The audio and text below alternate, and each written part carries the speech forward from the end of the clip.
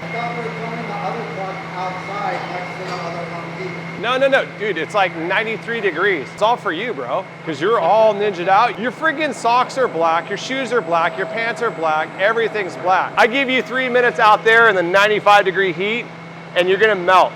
I would have been fine. Hey, you gotta take care of your ninja.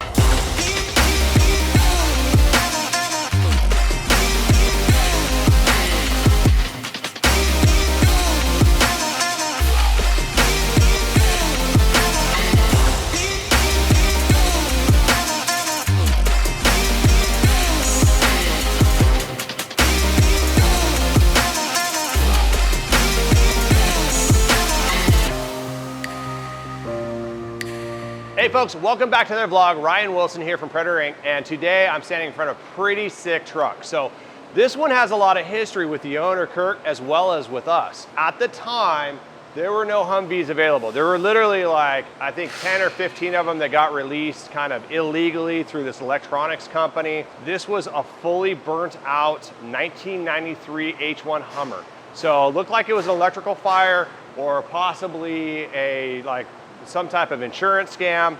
He's not sure, we're not sure. We never saw the truck before we got it down here after the restoration. And he's like, you know what? There's no better way to restore this thing than to go into like a Humvee restoration process. So might as well minimalize everything and go to a level of a Humvee where everything is very minimalized. There isn't all the extra BS that an H1 Hummer has with electronics, and literally converted this truck into the Humvee. And it was originally a wagon. We did the conversion on the truck, then it went back to him, and then he converted it over to the slant back as well as the turret up on the top. And then he threw on the ECV front end. So it's got a ton of work that's happened over the last 12 years. Kirk called us up and said, hey, I'm having a little wiring issue. Something's acting incorrectly here when it comes to the lights are not operating properly.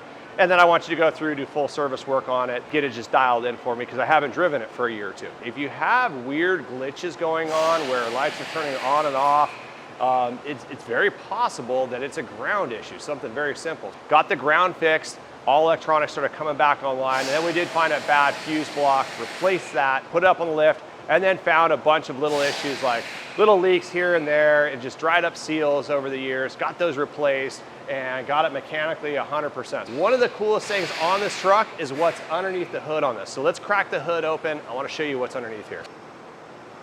Okay, so first and foremost, probably notice I'm holding this open. There's no hood prop on this truck, and I suspect it's probably from that ECV front end that Kirk threw in here.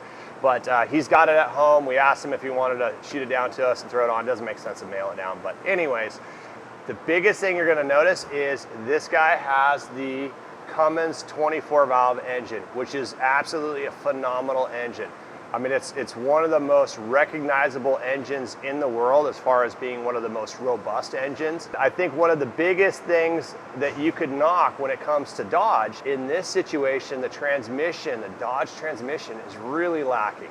It has some issues. So that's where the Duramax and the Allison transmission really come into play because it has that Allison transmission. What we did on Kirk's truck was we put the 4L80 transmission in here, built it up so it can handle the torque out of this Cummins. That's difficult because the torque on this guy is so high. I mean, it's literally probably putting out almost 1,000 foot-pounds of torque immediately, a lot quicker than a Duramax. So it's all 100% right there up front as soon as you start accelerating.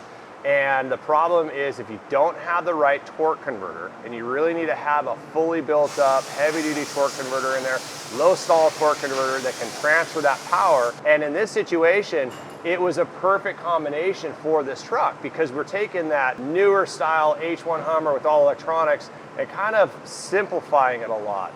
We have a standalone computer system for the transmission, but really the systems are all simplified with very little wires running this whole truck. So let me drop the hood on this guy and we'll take a look on the inside of the truck and show you what he's done inside. I wanted to show you the extent of the restoration and the conversion that he did over to a Humvee. And you can see he's got a Humvee dash in here, Humvee HVAC system, but he did it correctly because he retained the factory doors, so the truck is usable. That's one of the cool things about the H1 Hummer is, and the value in it, is it has real doors where a Humvee doesn't. And that's Literally, we get phone calls every day saying, hey, I'm gonna buy this Humvee for 15, 20 grand. What do you think about it? Then I'm gonna turn it into an H1 Hummer. Like, don't do that. That's the most expensive option you can possibly go for, because finding these doors, now we're seeing a push for almost $15,000 for a set. We showcased that truck that rolled over on like 2 vlogs ago, and we've had nonstop phone calls from people saying, hey, can I buy those doors? Are you parting it out? I want those doors. No, it's not our truck, it's a customer's truck. I think he's gonna buy it back and convert it into like an off-road rig. Inside here though, he did a good job because he kept the factory seats. These are one of my favorite seats in the H1 Hummer, super comfortable. We went with aftermarket gauges, and we've got a full set of gauges in the truck. We also have RPM up here. So it's fully covered as far as the gauges go, where he's done kind of like a resto mod on this too, on converting it over to a Humvee level. He's got, you know, the correct gauges in there, the correct seats. He's got hard doors on here. It's just done right. And it really makes sense on this H1 Hummer because it was a burn victim. It was a labor of love for Kirk to go through here and restore this truck, because I think a lot of people would see it and just scrap it, and he didn't. It's just an amazing truck. Hats off to him. The other cool thing is, and I haven't touched on it yet, is this is an H1 Hummer. And what that means is it is street legal. It has a 17-digit VIN. It has a pink slip on it, a title. You can get this registered anywhere in the States, no problems at all. You can export it as long as the country allows importation of this specific year, which is 93. It's fully legal and legitimate versus a Humvee.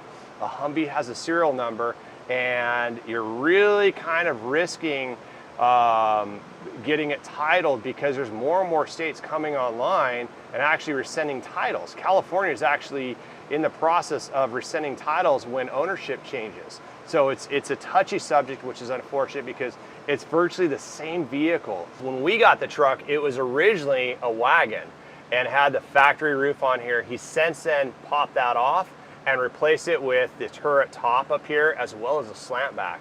And a little bit of information on this turret. This is one of the original ones where you actually manually swing it around. So you'll sit in here in the sling, and actually, I don't know if you can see it, we pulled the sling out of the way, but damn it, I lost the light. But this connects up to here, and you've got your seat. But on this one, you rotate it manually. You just swing it around. And that was prior to Iraq, when they started armor plating the turret. When that happened, we got a call from SOCOM asking for some help on their new turret system. So we helped design and develop a whole turret gearbox with a hand crank that goes on here that you can actually hand crank and spin the whole thing around.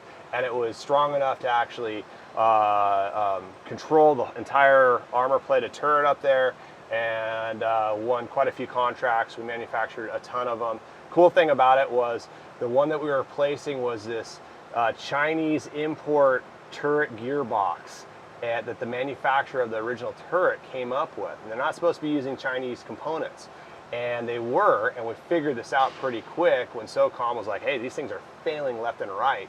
And we replaced that and did all American-made gears. We outsourced that to a gear manufacturer in the Midwest, did a phenomenal job for us. And then we, the cool thing about it was completely rebuildable, and you could drop out 4 screws, pull the gear set out, drop in new gears if you ever needed to, tighten it back in place, and you're good to go. So literally, in a gunfight, you could swap out the gear set in about 45 seconds or so if you needed to. It never happened once. It was so overly built that didn't happen, but you had the option to change that out.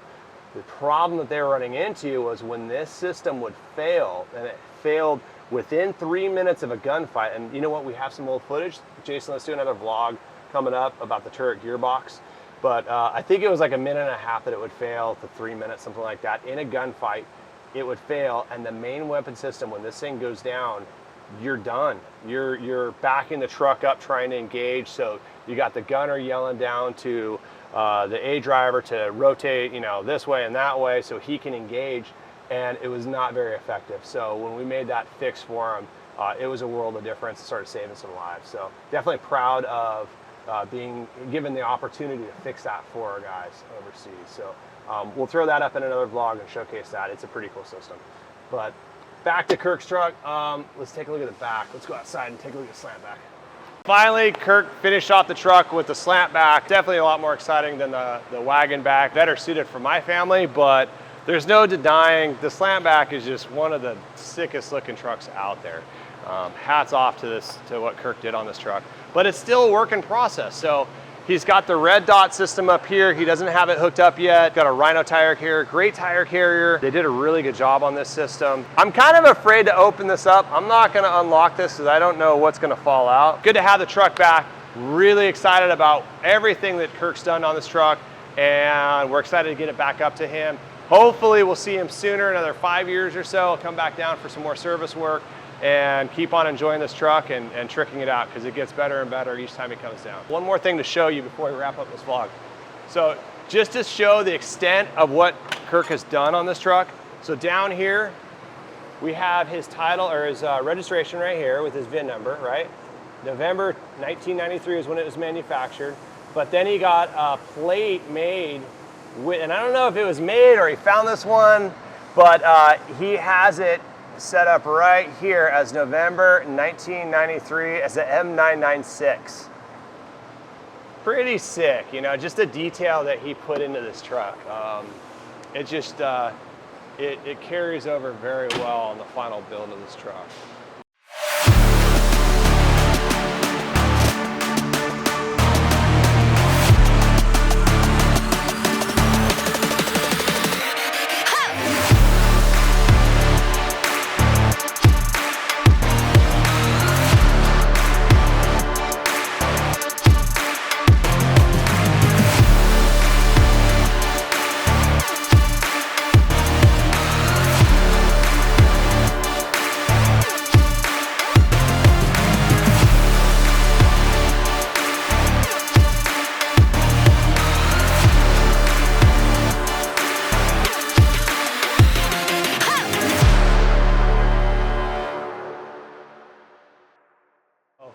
Definitely an awesome build. Definitely proud to work on this every time it comes down. And Kirk's a hell of a cool guy. So thanks for giving us the opportunity, Kirk, to work on your truck again and also do the full conversion, giving us a trust to do the conversion for you. We appreciate it. And we'll see you guys soon. Make sure you hit the subscribe button down below. You ready? Can you hear me? Yeah. I'm gonna have the How about now? I'm gonna have the Jeopardy music playing for all this time that I've been sitting here recording. Just Dude, waiting on you. you sit there for like 10 minutes pushing buttons like do do do do do no no no no do do do do do no no no no no do do do do do. Okay, that setting, I like that setting. Made no difference at all. It made 100% difference. Yeah, just I lost time of my life. The most valuable thing I have is my time, and you're just wasting it. So now I'm gonna sit around and waste your day away. Because I know it's almost 5 o'clock and you're gonna wanna go home to edit this vlog before, oh, you can't do that because then they're gonna take away the monetization with your humming. And then I'm gonna make you pay me back my $3 that we're gonna make on this vlog over the next like 12 years.